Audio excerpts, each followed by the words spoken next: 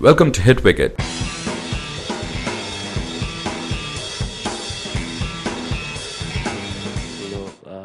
It was a good wicket initially, but it remained quite the same. When we batted, okay, only 77 odd runs were needed, but still there was not much for the spinners or the fast bowlers. In fact, for fast bowlers, it became slightly better to bat against the fast bowlers as the game progressed. So yes, what we want to see is two good sides competing against each other. So the equation of toss, goes out of the equation in the sense, it doesn't have the same kind of importance, that it may have if the wicket starts to turn after the first day or, after 1.5 days. So we wanted to open up one side. Also the thing that was in the back of our head was, our bowlers had bowled a long spell, bowling for like 2.5 days, you need a lot of stamina to do something like that. So we didn't want to use part-timers a lot because we felt there was not much for them, and also we had to keep in mind that the opposition doesn't score at a very brisk pace because we were not sure when we'll get them all out and then we'll have to chase the amount of runs. So we had to be calculative, and the good thing, it paid off in the sense, Oja gave us the valuable breakthrough, right at the very start. Well, if you see, they have got a very good bowling attack. We have seen at times, the condition doesn't favor the bowlers, the kind of bowlers you have, and they may have an off day. So you can say this was one off day for them, because I feel when it comes to talent, they have got the right kind of talent. They're a very talented side.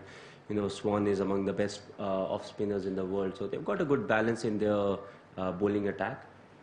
Maybe they were a bit disheartened to see the bounce. That can be the case, because if you're coming from England where keepers collect the ball at a nice height, all of a sudden it goes to them at 2 bounce, but it's a bit discouraging. But apart from that, when it comes to talent and experience, I think they're quite experienced guys.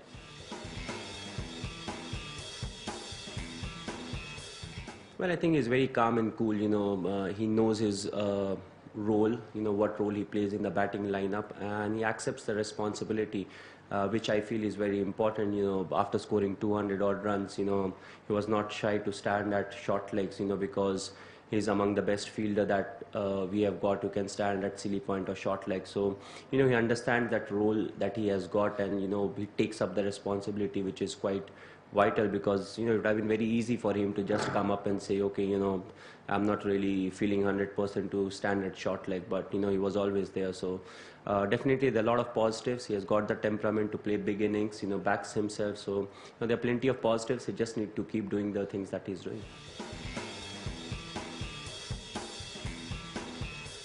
Well, there was a bit of a thought, since we had 2.5 days, to say, okay, let's bat maybe 2.5 session, and, then get the other team to bat again, because the reason being, we all knew from behind that the, wicket was slowing, which meant, it would have been quite good to give the bowlers a bit of rest and then come back again and look to attack, because we had close to 330 odd runs of lead, which meant even if we added another 100 or 150 runs, even if the English side goes defensive, it would have been quite achievable, which meant, scoring 500 runs and having 2 days or, quarter to 2 days could have been a good option. But, we went for the easy option of saying, okay, follow on, let them follow on. Thanks for watching, and please don't forget to hit the subscribe button.